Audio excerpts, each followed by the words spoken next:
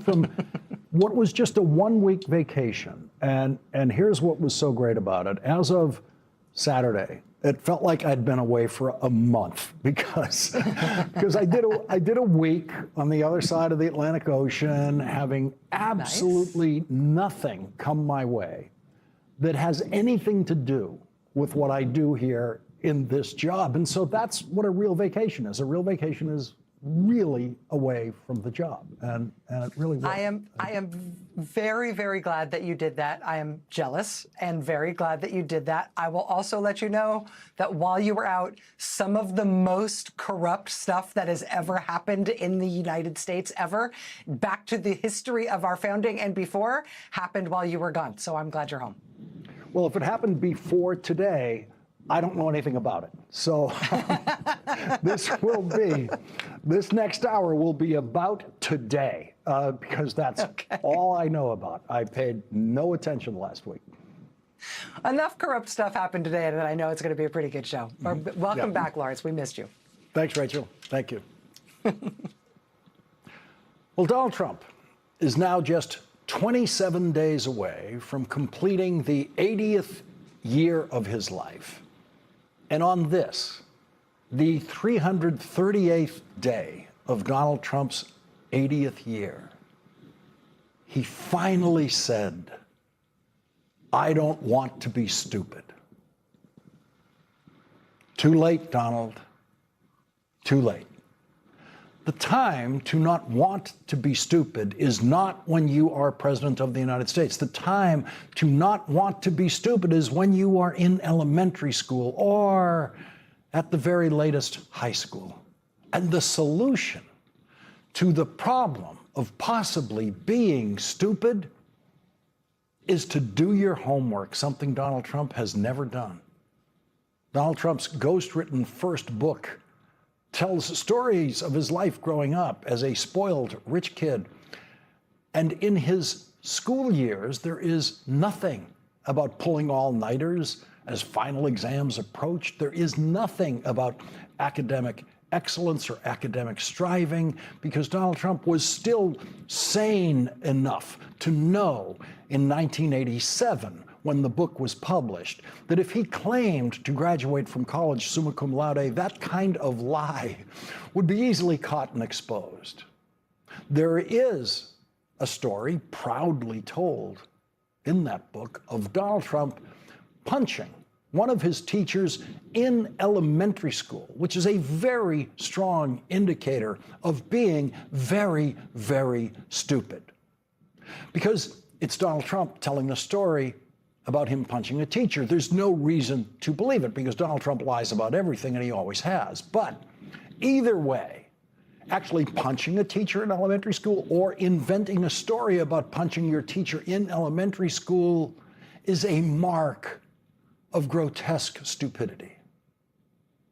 We in the news media are now struggling to keep up with two constantly expanding stories about Donald Trump, the corruption and the stupidity. And it has been impossible to really keep up with both of those stories because they are each so enormous and always expanding. There is a new facet of Trump corruption and Trump stupidity revealed every day, but at the same time, not all of the corruption is visible. And not all of the stupidity is visible. And some items in both categories just aren't big enough to make it into our coverage of the day. One small example of stupidity that you will probably hear nothing about anywhere else is the 90-day extension of the breathtakingly stupid waiver of the Jones Act that begins today. The extension begins today, making Donald Trump's waiver of the Jones Act the longest waiver in the history of that obscure law. The Jones Act requires that all cargo shipping between harbors in the United States must be carried on American-flagged ships, American crews. No foreign-flagged ships are allowed to transport anything from, say, New York Harbor to Boston Harbor or any other American port. The law is designed to protect the jobs of American maritime workers on ships and working in the ports. And Donald Trump has suspended that law because of his war in Iran, which a New York Times poll, a new New York Times poll, says 64% of Americans believe was a mistake. The poll doesn't use the word stupid mistake, just uses the phrase the wrong decision. But surely tens of millions of Americans believe that Donald Trump's war was a stupid mistake by Donald Trump. And to compound that stupid mistake, Donald Trump actually thinks that the price of gasoline in America can somehow be made cheaper by suspending the Jones Act and allowing foreign ships to transport goods and fuel and anything else from one American port to another, even though there is absolutely no economic evidence that that could have the slightest effect on the price of gasoline anywhere in the country. Waivers to the Jones Act are rare and usually targeted at a specific emergency. President Biden waived the Jones Act in 2022 to allow a foreign flag tanker, just one, to deliver fuel to Puerto Rico after Hurricane Fiona. That's a typical use of a limited, targeted emergency use of a Jones Act waiver. Donald Trump, who claims to be the American president more concerned with American jobs than any other president in American history, now faces this objection from the Seafarers Union to his waiver of the Jones Act. Quote, America's maritime labor unions are deeply concerned about the administration's broad Jones Act waiver, which undermines our national security, weakens military readiness, and hands critical maritime work to foreign vessel operators. Or any other president, waiving the Jones Act for what will now be 150 days would be a major story that would provoke emergency congressional hearings that would clearly demonstrate the utter pointlessness of such a waiver. But for Donald Trump, it's just a tiny entry in a long list of very stupid choices and broken promises about his devotion to American workers and American jobs. And the New York Times reporting on its poll showing Donald Trump at a new low in the New York Times poll of a 37% approval. Brent Klein Jr., a Republican who voted for Donald Trump in 2020 and 2024, told the New York Times, quote, he's not doing what he said he was going to do. That's my biggest frustration with him. Mr. Klein, 43, the owner of a cleaning company who lives in Branson, Missouri, described himself as very pissed off with the president's decision to attack Iran without seeking congressional approval. I just want my family to live a good, healthy life, he added, and to not have to constantly pay more and more for food products and stuff. And a man who identified himself as Thomas from Hawaii, calling into C-SPAN on the Republican line, said he voted for Donald Trump 3 times and now regrets it. I wanted to believe Trump was the real deal for a long time, even though I had doubts because I knew enough about his business history to think otherwise. But now I regret my support for him, and I should have known better. He's making it plain as day. He's a con man, a liar, doesn't keep his promises. He's in office all for himself, and he doesn't even try to hide his corruption anymore. He's the worst president we've ever had, and he's the most corrupt president we've ever had. I know that's hard. It took me a while to be able to say that. Very difficult when you commit yourself to believing in somebody. Thomas from Hawaii was asked, what was the straw that broke the camel's back? What was the straw that broke the camel's back this time around? Was it the war? Is it something else? I don't think it's one thing. It's been a cumulative process. And it's gotten so blatant now, and he's just literally the things he's going to lower prices on day one. He was going to do this on day one. Only he could fix all this stuff. And now I understand how somebody like Adolf Hitler was able to brainwash millions of people. I never thought I'd see that again in my lifetime, but it's happened, right? I thought we got past that, but we don't learn from history. Speaking of history, Donald Trump is the first president in history to publicly promise to commit war crimes, which is in and of itself a war crime. He did it yesterday on social media, saying, quote, for Iran, the clock is ticking and they better get moving fast or there won't be anything left of them. Time is of the essence, exclamation point. The world has come to ignore Donald Trump's written threats of war crimes. The President of the United States yesterday said there won't be anything left of them. That would mean that Donald Trump was planning to kill every child in Iran, every baby, every pregnant woman, every person in the country. And not one person in the world took Donald Trump seriously when he said that, because he has said it too many times before, more times than the world can keep track of. And the world knows, as the Iranian regime surely knows, that Donald Trump wasn't going to do it, that it was just another empty threat from Donald Trump. And sure enough, today on social media, Donald Trump said that he had decided, quote, to hold off our planned military attack on the Islamic Republic of Iran, which was scheduled for tomorrow.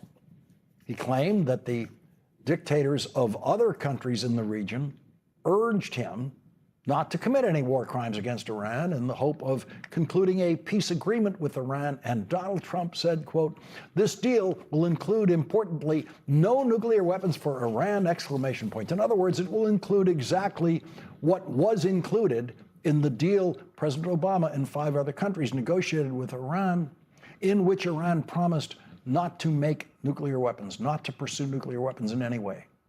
Donald Trump ripped up that deal, negotiated by Secretary of State John Kerry. In his first term as president, Donald Trump just dropped out of the deal. Donald Trump withdrew the United States from an agreement in which Iran said in writing, quote, under no circumstances will Iran ever seek, develop, or acquire any nuclear weapons. And now Donald Trump has gone to war to desperately attempt to get Iran to put that same sentence in writing again for him. And Iran is refusing to do so. At 5:37 p.m. today, Donald Trump said, quote, we were getting ready to do a very major attack tomorrow. I've put it off for a little while, hopefully maybe forever, but possibly for a little while, because we've had very big discussions with Iran, and we'll see what they amount to. I was asked by Saudi Arabia, Qatar, UAE, and some others if we could put it off for 2 or 3 days, a short period of time, because they think that they are getting very close to making a deal. And if we can do that where there's no nuclear weapon going into the hands of Iran, I think, and if they're satisfied, we will be probably satisfied also. That's the man who said, I don't want to be stupid. So there is Donald Trump now saying the negotiations are up to Iran's neighbors. And if they're satisfied, then we will be satisfied. That's not what President Obama did. That's not what John Kerry did. Donald Trump has found an even weaker negotiating position with Iran. The Iranian regime knows just how opposed to Donald Trump's war the American people are. And that came up today in a Trump phone interview with the New York Post. The New York Post reports, quote, questioned about regional source claims that Iran is attempting to wait out Washington on both the nuclear issue and reopening the Strait of Hormuz. Trump said he hadn't heard that. I'm not hearing anything, he said. I can't talk to you about it. It's a negotiation. I don't want to be stupid. There is no reason to believe Donald Trump is planning a major attack on Iran, knowing that the American people are opposed to that. A possible indicator that nothing serious was planned in Iran is the fact that Donald Trump's defense secretary went to Kentucky today to campaign for a Trump-supported Republican running for Congress against the incumbent Republican Thomas Massie, who has angered Donald Trump by supporting the release of the Epstein files and pursuing more information about the man who said he was Donald Trump's closest friend for 10 years, the rapist and sex trafficker, Jeffrey Epstein. We've never seen a Secretary of Defense campaigning for a member of Congress. Most Secretaries of Defense chosen by Democratic presidents have actually been Republicans. President Clinton had a Republican Secretary of Defense. President Obama had 2 Republican Secretaries of Defense. And needless to say, none of those Secretaries of Defense campaigned against the president's political opponents. That is a uniquely Trumpian event. And nothing could make it more clear to the American people that Donald Trump's defense secretary has no serious business to conduct in his job this week if he can go to Kentucky for a campaign event when he is supposed to be planning, according to Donald Trump, a way to attack Iran so that, quote, there won't be anything left of them. How stupid do you have to be to repeatedly threaten Iran with attacks that never come, to the point that your threats become meaningless? And how stupid do you have to be to send your Secretary of Defense to Kentucky for a campaign event when you want Iran to think that the Defense Secretary is planning the next big attack on Iran? And Donald Trump says today, I don't want to be stupid, which is exactly the same as Donald Trump saying with his 80th birthday approaching, I don't want to be old. Leading off our discussion tonight is Democratic Congressman Adam Smith of Washington State. He is the ranking member on the House Armed Services Committee. Congressman Smith, this situation that we're now in, where the world has lost track of how many times Donald Trump has threatened war crimes in Iran, threatened to just wipe out Iran, wipe it off the face of the earth, with Iran on the other end of those threats realizing that they're empty. Where does that leave these negotiations, if there are any negotiations? Well, it leaves them where they were. I mean, look, Trump has done this over and over and over again. So let's start with the actual factual world. And in the factual world, there aren't much in the way of negotiations going on between Iran and us right now. Iran has said what they will negotiate over is how much are we going to pay them to open the strait. They're not going to talk about nukes. They're not going to talk about anything else. And as far as we can tell, that position has not changed for over a month now. But Donald Trump keeps coming out and making this big threat and then saying, oh, I'm pulling that threat back because they've agreed to something. It's really important for your listeners to understand, or your viewers to understand, he's making that all up. Okay, we are in the exact same place we were before. The real alternative here is to actually start working with the rest of the world to get into a stronger negotiating position. But what Trump is doing right now, he's making it all up. None of this is actually happening. And yes, the threats of war crimes diminish the United States and make us look horrible on the world stage every single time he does them, even if he doesn't mean them. But they don't change the fundamental fact that he started a war that he doesn't know how to end, and he's just as stuck now as he was when it began. So what we just heard him say on video today is, in effect, that Saudi Arabia and other countries in the region are negotiating with Iran. And if they agree to something with Iran, then the United States will agree to whatever they agree to. Yeah, that doesn't really make a ton of sense there, because we are the ones that are in the conflict with Iran most directly. And is Saudi Arabia and the UAE going to be able to open up the strait? Are Saudi Arabia and the UAE going to be able to enforce an agreement to, eliminate their nuclear weapons? No, that doesn't even make any sense. We are engaged in this negotiation.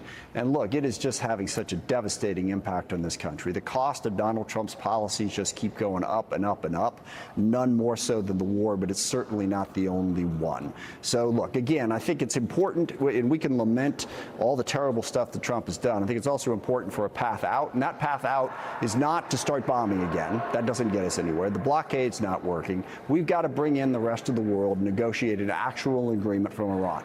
And it's terrible. Trump has put us in an incredible position of weakness, but continuing this comes at such an incredibly high cost. We have to get real negotiators to get in there and actually start working to find some agreement to end this war. In terms of high cost, the high cost for the American consumer, the American taxpayer, is something that Donald Trump has basically said he doesn't care about. He's not even thinking about. How does that work? That seems to be reflected in that New York Times poll. Yeah, look, I mean, and the thing is, and I listened to the people saying I voted for Trump, I regret it, he didn't do what he said he was going to do. I mean, I'll take that. But look, Trump said when he was campaigning this time, he's going to go out and take vengeance on his enemies. He's in it for himself. 100%.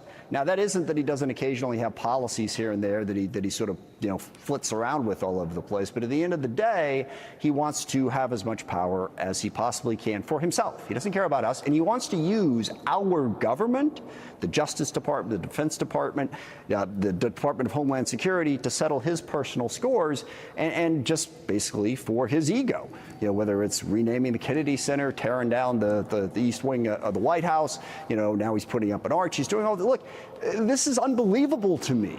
I mean, this is an authoritarian destroying our representative democracy, basically just for the glorification of his massive ego, and we're all paying an enormous price for it. So it's time to wake up and hold him to account for it.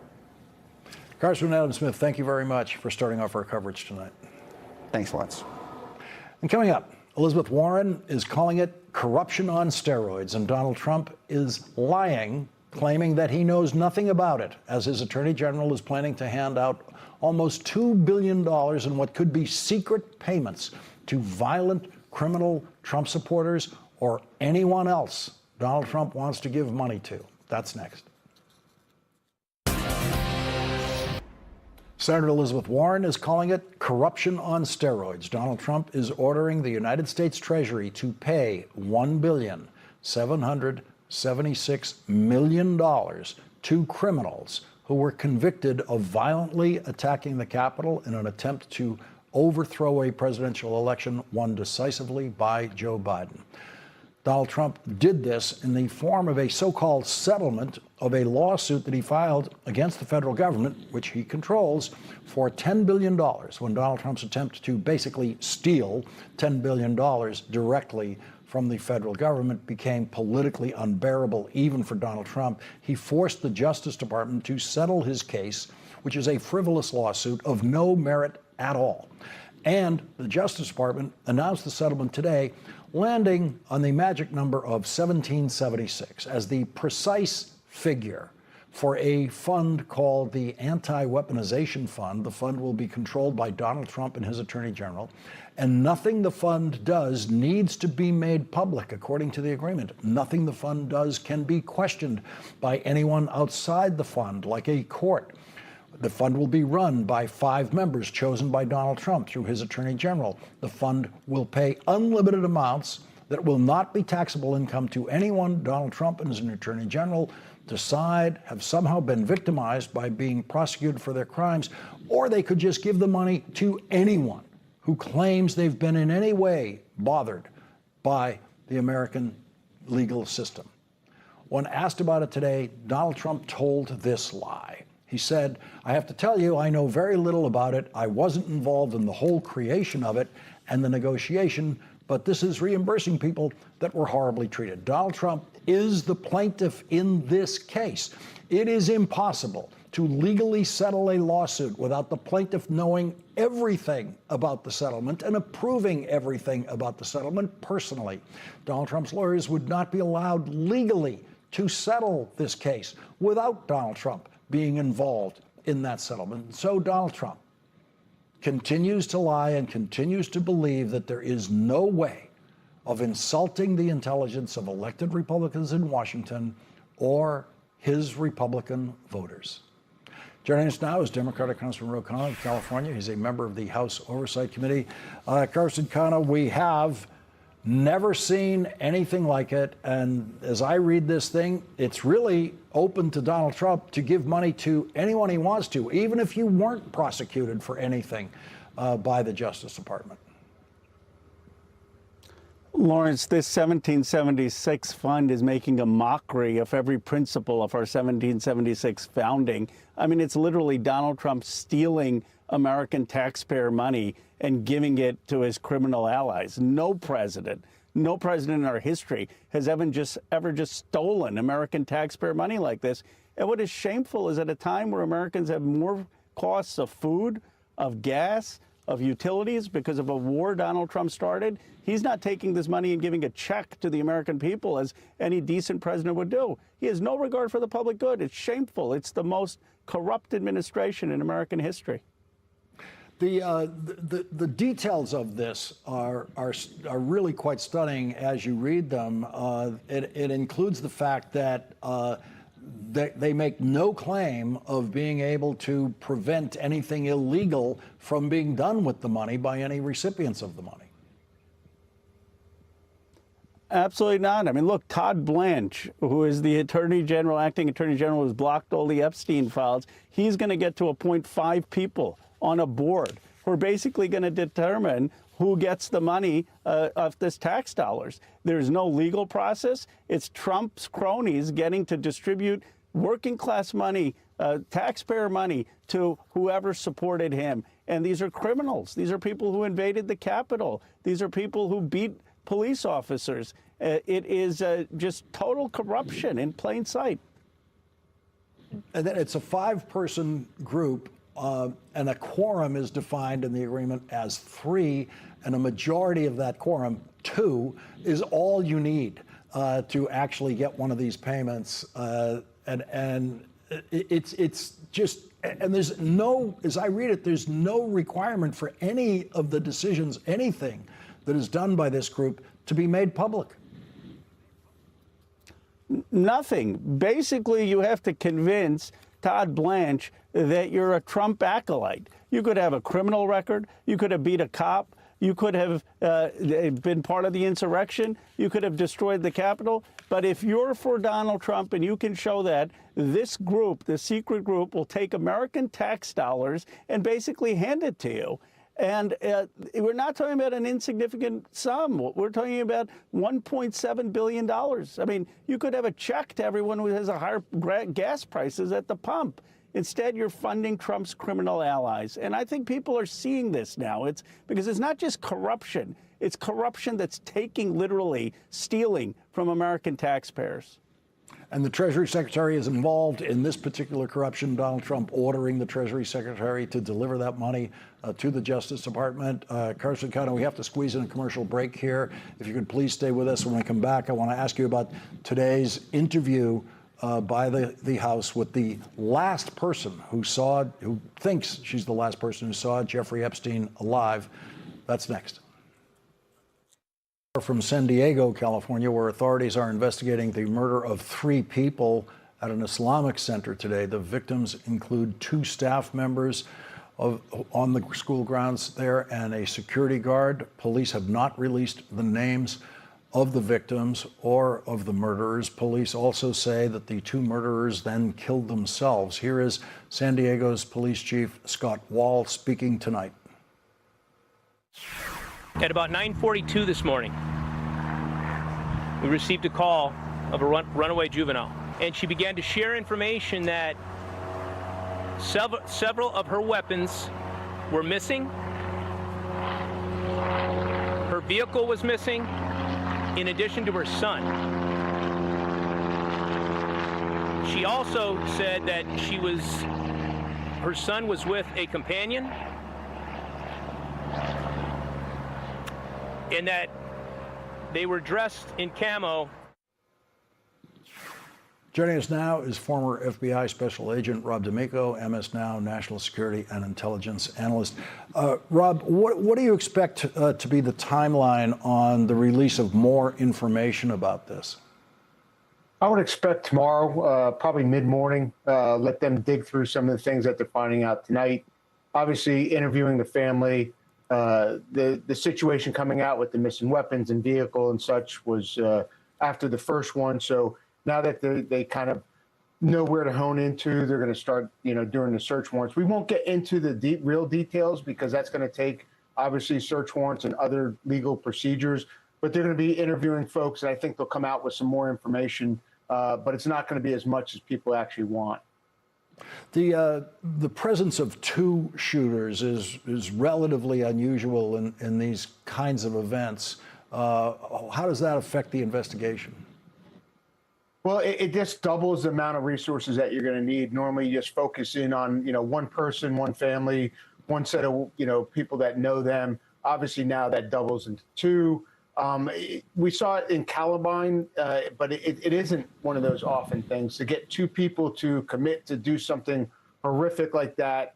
And they also probably, fantasized about this, talked about it, talked about their demise. This was part of their plan. I think, they planned to get into the mosque and the school, do what they were going to do, and then probably they fantasized about dying in there. When it didn't go right, when they couldn't get into the mosque and the school, it obviously changed their plans. They drove a little bit off. Not sure about the shooting at the landscape, or if that was accidental, if it was something that he was looking at them and they're about to do whatever and they took a shot. But I think the suicide or shooting them, each shooting each other or something along those lines was part of their plan. It just didn't happen where they thought it was going to happen.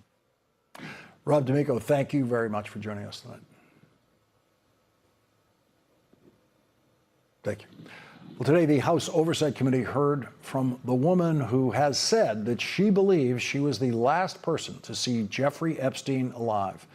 Tova Noel, a former prison guard at the Metropolitan Correction Center in Manhattan, who was on duty the night Jeffrey Epstein died in his prison cell in 2019, was on Capitol Hill this afternoon for closed-door testimony. Congressman Ro Khanna is back with us. Congressman, what did we learn from the person who may be the last one to see Jeffrey Epstein alive? We learned that Jeffrey Epstein was getting special treatment. He was allowed to have certain medicines and certain things in his jail cell that others were not. We learned that the prison system really was incompetent. They were understaffed. They didn't have people on shift. And they really should have had more guards there to ensure that something didn't happen to Epstein. That said, in her belief, it was suicide. She said she had no reason to suspect that it was not suicide. The situation at the jail where he was getting favorable treatment, as we've seen Ghislaine Maxwell get it, I think we know why Ghislaine Maxwell is getting the favorable treatment, but was there any explanation about why Jeffrey Epstein was getting favorable treatment? She did not know, and she refused to speculate, but it raises serious questions. The questions that go at the heart of this Epstein matter. Why was Epstein getting this favorable treatment? Why are people who raped, abused these young girls, why were they never prosecuted? Why are they still not being prosecuted? And this is really the anger that so many of the survivors have. And so this calls for further investigation about who was influencing the prison conditions and why was he getting favorable conditions like Ghislaine Maxwell is. Did she talk about her own interactions with Jeffrey Epstein, if any? She talked about him in a professional context. She said that she did what she could, but she kept bringing up this point that there were not enough guards there, that she had actually pointed out that they were short-staffed, there were not enough people on duty, and that may have contributed to the conditions where, if he did commit suicide, that he took his life, that it may have been intentionally short-staffed. I mean, the two questions that we came away with: why was he getting special treatment, and why was the prison as lax in its conditions, knowing that days earlier he had had a suicide note and that he was on a watch for potentially taking his own life? Where's the logical next investigative step to the answer of the question of why was he getting special treatment? Well, we have other witnesses that we are going to call in. Of course, the most explosive will be Pam Bondi, who has information about all of this investigation, what was released, what was not released, why was it covered up. But we need to continue to have an investigation because the Justice Department refuses to. And this is something that we will continue to do. As you know, there are at least a dozen more depositions scheduled. Congressman Ro Khanna, thank you very much for joining us tonight. Thank you, Lawrence. And coming up, Donald Trump's Supreme Court justices have declared racism is over in the former Confederate states, where Republicans are now trying to return to the era when it was impossible for a black candidate to be elected to Congress in Alabama. Congressman Terry Sewell joins us next. Over the weekend, voting rights groups gathered in Alabama for a national day of action called All Roads Lead to the South, protesting Republican congressional redistricting throughout the South. On Saturday, thousands gathered in Selma, Alabama for a prayer service at Tabernacle Baptist Church before a silent walk across the Edmund Pettus Bridge, the site of the 1965 Bloody Sunday attack when Alabama state troopers beat peaceful marchers in scenes that shocked the nation and helped lead to the passage of the Voting Rights Act. Thousands gathered in Montgomery outside the Alabama state capitol, the same place where the 1965 Voting Rights March ended 61 years ago. The thing that got me the other day was my aunt, who participated as a foot soldier, said, and she was in pain. And she said, Clyde, why in the world do they hate us so much? Well, she participated in all of the marches. And it just sort of hurt my heart to hear her say that at 92 years old. There's a lot of hope. There's a lot of hope. And our people have strong resolve. After 400 years of slavery, they still said, you know what, guys, we'll be getting out of this. So in the same vein, we'll be getting out of this. This is not the way things are not the way they will always be. Alabama Democratic Congresswoman Terry Sewell, who will join us in a moment, is the first black woman ever elected to Congress in Alabama. Last week on the House floor, she said this. For me, this fight is personal. I grew up in Selma in the shadow of the civil rights movement. People in my district bled for the right to vote. Some died for it. And now, 6 decades later, extremists are trying to drag this country backwards. They are trying to erase our hard-fought progress and silence the voices of the very communities that marched, that sacrificed, that organized to make America democracy real for everyone. Joining us now is Democratic Congresswoman Terry Sewell of Alabama. She's a member of the powerful House Ways and Means Committee and the House Administration Committee, where she's the top Democrat on the Elections Subcommittee.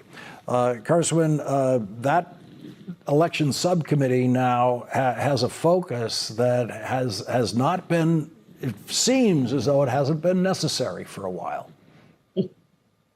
No, you're right. The subcommittee currently run by my Republican colleagues are trying to pass something called a SAVE Act, which doesn't do anything to save American democracy or to promote better elections. But hope springs eternal. If we take back the House, I will get a gavel and I will make sure that we pass the John Robert Lewis Voting Rights Advancement Act. Of course, we have to reform it to make sure that we deal with this partisan gerrymandering that the Calais Supreme Court ruled was okay. I mean, to say that it's okay to draw maps based on partisan politics, even if it causes racial intimidation or racial discrimination in voting, seems totally against precedent that this court has set for 61 years. Tomorrow, voters in my district will go to the polls and vote in a primary where 4 elections, including the election for my seat, will not count. Those votes will not count because the state of Alabama has set a new primary date for August 11th. And they're doing so because the Supreme Court vacated an order that the state of Alabama had agreed to keep the current map until 2030. And all of that just went out the window. I have to tell you, Lawrence, that it saddens me. I'm deeply frustrated. I know that the folks that I represent feel helpless, but you know what? We've overcome far worse obstacles. Our ancestors were met on that bridge with billy clubs, children in Birmingham, fire hoses, intimidation, but they still persisted, and we must too. What do you say to voters and people who ask that question that Clyde Thomas's aunt asked it? We just heard him say, he was the protester there who quoted his 92-year-old aunt saying to him, "Why in the world do they hate us so much?" Well, I mean, I think the fact of the matter is that progress is elusive and old battles have become new again. And I think that because of that, we have to do everything we can to mobilize and organize. Everyone has a role in this democracy. And those of us who are elected must legislate, which is why I think it's really important to reintroduce and reform the John Robert Lewis Voting Rights Advancement Act. And citizens must organize and mobilize and get to the polls and vote. And they need to vote like their lives depend upon it, because we know that it does. And I think it's so important that we remember what John Lewis said. He said, our fight was not a fight of one day, of 1 year, of one lifetime. Ours is a fight to the very end. And I think that that grandmother, that aunt, her sentiments really reflect the fact that no matter how many steps we make in progress forward, it seems to be elements, extremist elements want to take us back. And we have to do everything we can, because we're not going back, Lawrence. We're not going back. I want to listen to what Candace Howard said. She's a teacher in Selma, Alabama. Let's listen to what she had to say. We can't allow that to happen again. We can't allow our voices to disappear. We can't allow our voices to be silent. We have to stand up, and that's why I am in love that we're seeing these people come out here to stand up for the exact same thing that people died for. They literally died in 1965. So now, today, I don't expect to die. I expect for us to rise and for us to stand up for what's right. There's something about Selma, and there's something about the spirit there of rising to this kind of moment, as Selma has done in the past. Absolutely. I'm a proud daughter of Selma. I attended Selma High School, where that teacher teaches now. I think it's important. The gathering on Saturday was inspirational. You know, it wasn't about a protest. It was about creating a movement, a call to action.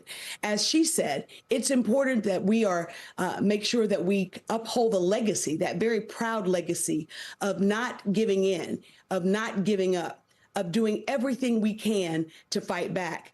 And, you know, it was ordinary people of Selma, ordinary young John Lewis, who was 26 years old, who achieved extraordinary social change by just standing up and doing what is right. And John's voice still is in my head. I remember John on that bridge his last time. It was in 2020, right before he passed away, and his body was riddled with cancer, but his voice was strong. And he said, never give up, never give in. We have to keep the faith and keep our eyes on the prize. And people come back to Selma year after year after year. And this time it was really symbolic that we began the day in church, because it was the Black church where mass meetings were held. It was a Black church where it was a clarion call for moral clarity. So it was really important that we do that. And so I hope that people don't give up. I think that we can be mad, but we can't be deterred. Congresswoman Terry Sewell, thank you very much for joining us tonight. We'll be right back.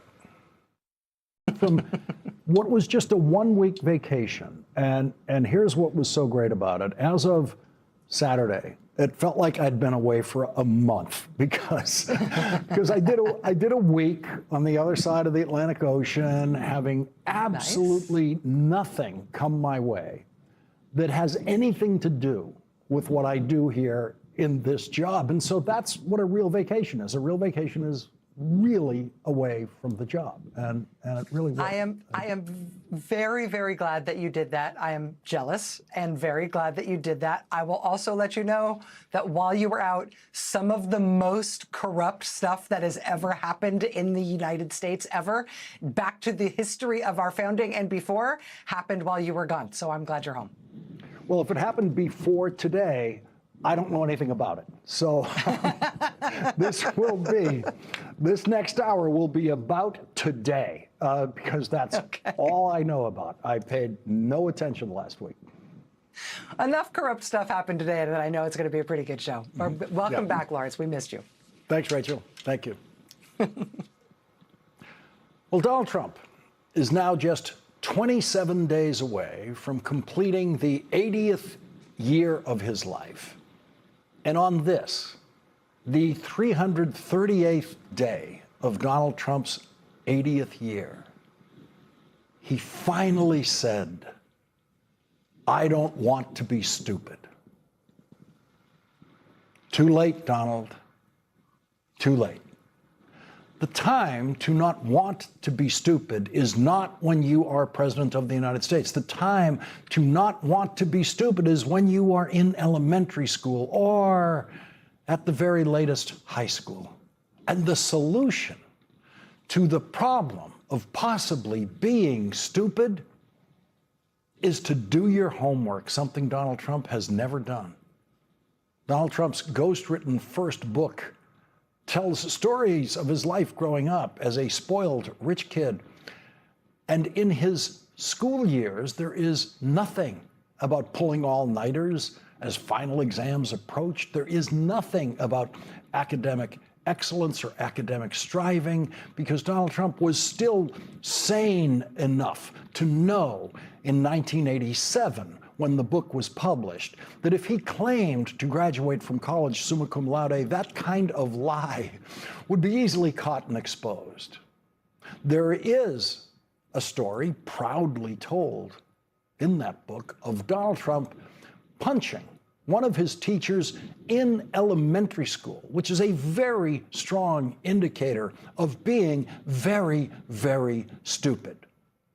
Because it's Donald Trump telling the story about him punching a teacher. There's no reason to believe it, because Donald Trump lies about everything, and he always has. But either way, actually punching a teacher in elementary school or inventing a story about punching your teacher in elementary school is a mark of grotesque stupidity.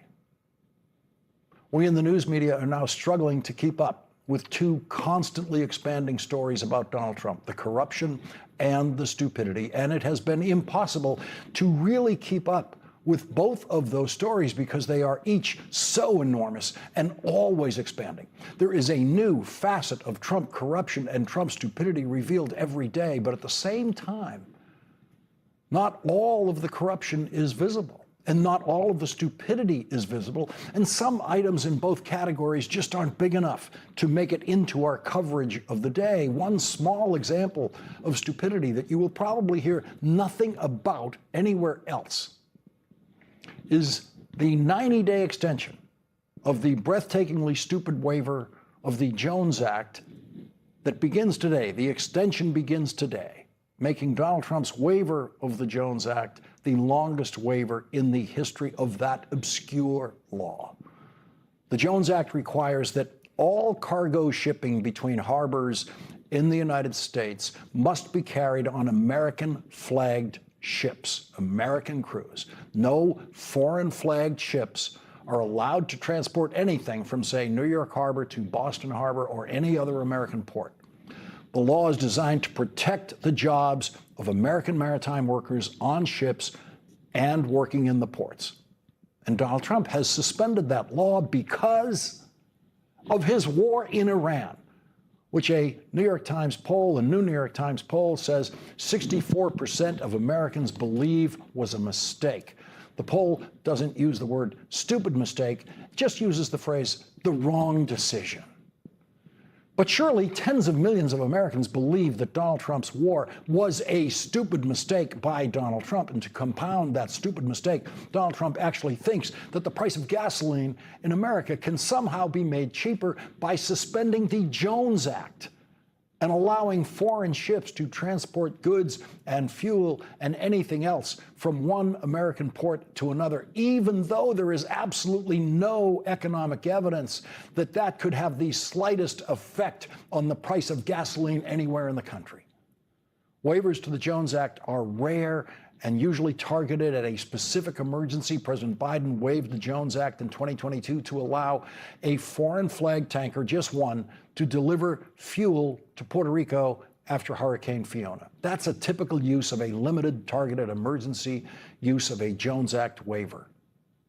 Donald Trump, who claims to be the American president more concerned with American jobs than any other president in American history, now faces this objection from the Seafarers Union to his waiver of the Jones Act. Quote, America's maritime labor unions are deeply concerned about the administration's broad Jones Act waiver, which undermines our national security, weakens military readiness, and hands critical maritime work to foreign vessel operators or any other president Waiving the Jones Act for what will now be 150 days would be a major story that would provoke emergency congressional hearings that would clearly demonstrate the utter pointlessness of such a waiver. But for Donald Trump, it's just a tiny entry in a long list of very stupid choices and broken promises about his devotion to American workers and American jobs. And the New York Times reporting on its poll showing Donald Trump at a new low in the New York Times poll of a